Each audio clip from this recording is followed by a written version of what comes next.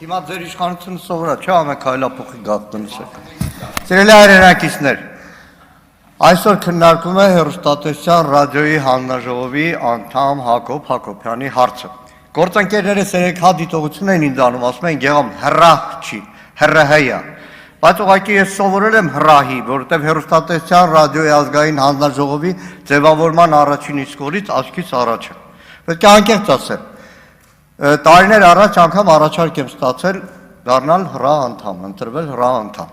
Մերժել եմ երկու պատճառով, որտեղ իմ բնավորությամբ ես չեմ կարող սահմանափակվել այդ օրենսդրության մեջ ու ազգային ժողովում ասել, բա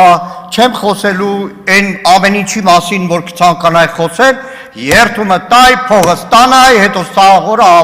առավոտվանից գիշեր բոլոր հեռուստալիքներով խոսել։ Երկրորդը, որ ամենակարևորն է, ես չէի կարող որևէ պաշտոնի համար հրաժարվել Հայ-Հեղափոխական դաշնակցության անդամակցությունից։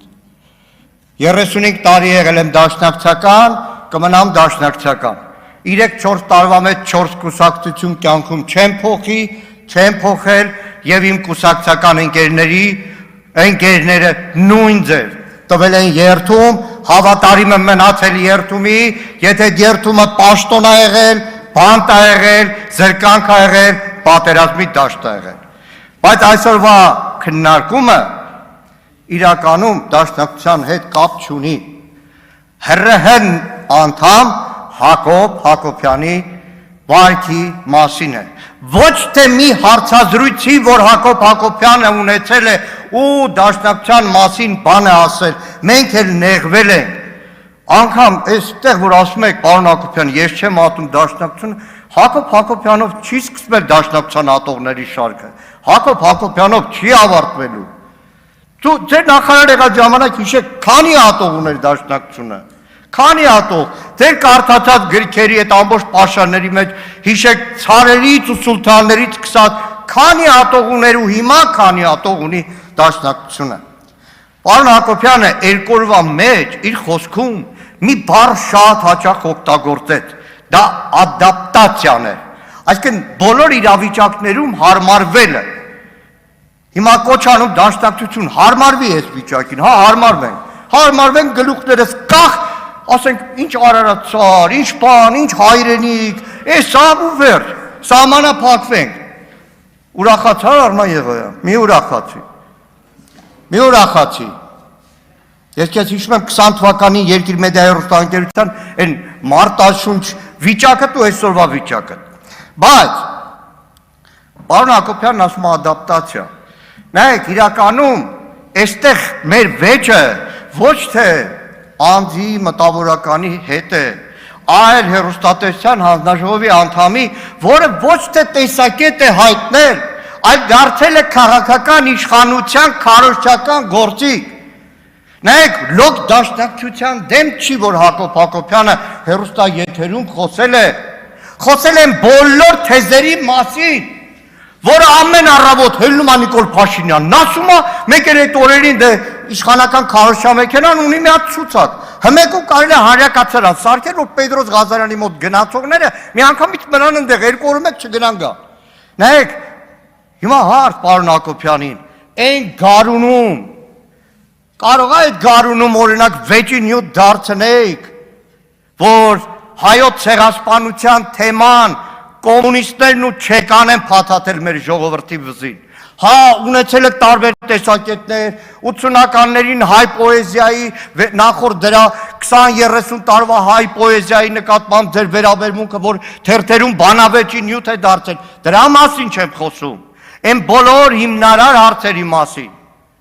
այն բոլոր հիմնարար հարցերի մասին, որ ձեր այդ նույն կաբինետներում նստած Մարգո Ղուկասյաններ, Վազգեն Սարգսյաններ, ձեր գլխավոր խմբագիրներ,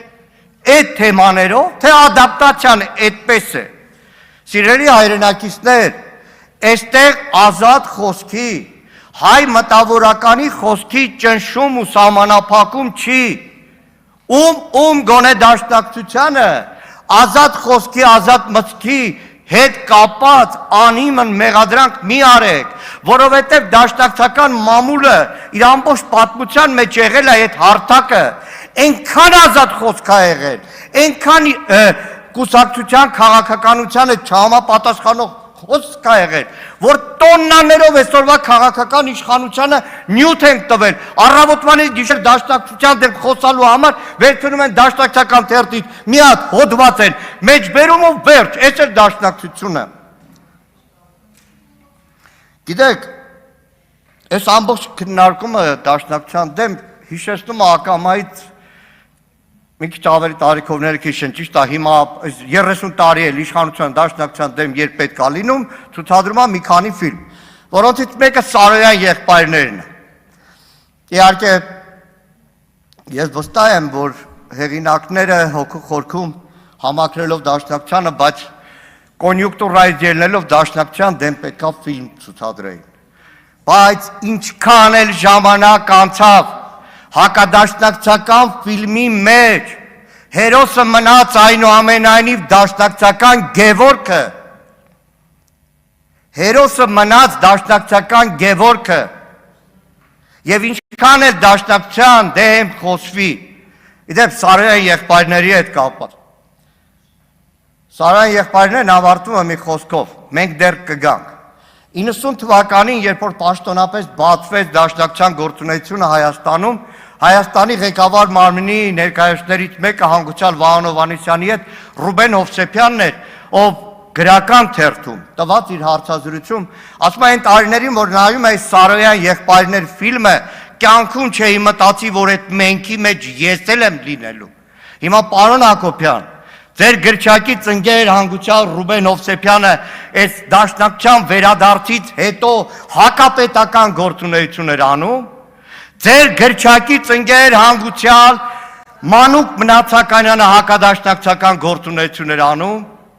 Ֆելիքս Մելոյանը հակադաշնակցական գործունեություն էր անում, Ալվար Պետրոսյանը հակադաշնակցական գործունեություն էր անում, հայ գեղանկարի ասպետներից մեկը Սարգիս Մուրադյանը 60-ականների ազատագրական շարժման այն ժամանակվա ղեկավարներից մեկը Հայաստանում, դաշնակցական Սարգիս Մուրադյանը հակապետական գործեր անում, իդեպ կամ Ռազմիկ Դավոյանը, Մհեր Դավոյանը, մյուսները։ Գիտեք, երբ որ հիշում եմ, երբ որ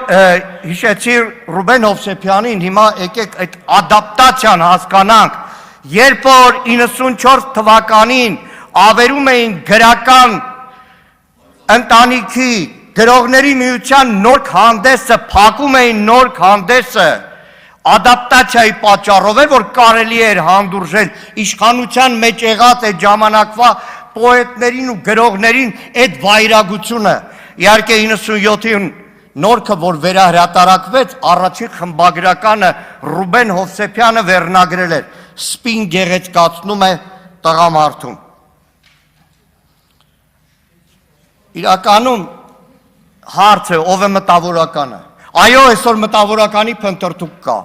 Այո, մտավորականի պատկերացումները ձևափոխվել են։ Այո, ամեն մեկս իր տարիքի համապատասխան, ասում է լավ, ով է մտավորականը, լավ էս երկրի վիճակի մասին, ովքեր են խոսում, ինչու չեն խոսում, ինչի համալսարանական դասախոսները չեն հիշում։ Ես ակամայից տեղափոխվում եմ 80-ականների իմ դասախոսների մեծ ընտանիք, այն ըմբոստությունը ցանկացած անարդարության դեմ։ Մտավորական Խաչիկ Գալստյան, այսօր նստած է բանտում, համալսարանի դասախոս, ում բանտարկության առաջ օրը, որ այցելել եմ, առաջի բառը Խաչիկից, որ լսել եմ, մգերամ հունվարի 11-ին քննություն ունեմ, երեխեքս ինչ պետք է անեն։ Խաչիկ Գալստյան, շինծու գործով նստած է, Երևանի պետական համալսարանը, ծպտուն չեն անում այդ դասախոսները, բայց դե համարվում են մտավորական։ Իհարկե երեկվա հիշացրած Վազգեն Շուշանյանի, ով է մտավորական ձևակերպման ամեն երկրորդական վարժարան ավարտածի վրա մտավորականի այդ թիկնոցը պետք չի գցել։ Սիրելի հայրենակիցներ, այսօրվա ամբողջ այս քննարկումը իրականում չէ, լավ գաղտնիքը չեմ բացի։ Իրականում այսօրվա ամբողջ քննարկումը մի բանի մասին է, որ մարդը կես չի լինում, երեկվա ամբողջ բանավեճ իմ Հակոբ Հակոբյանի, մարդը կամ կանգնում է այստեղ ասում է ես Հակոբ Հակոբյանն եմ, կամ կանգնում է Իլուր հաջորդը ասում է ես Հակոբ Մովսեսն եմ։ Ճիշտ ճանապարհ ունի կհարգեմ Հակոբ Մովսեսի բոլոր խոսքերը, ժամերով կարող ենք վիճել իրար հետ, բայց ռայ անդամ դառնալ հրաժարվելուց հետո, շնորհակալ եմ։ Ընդմիջում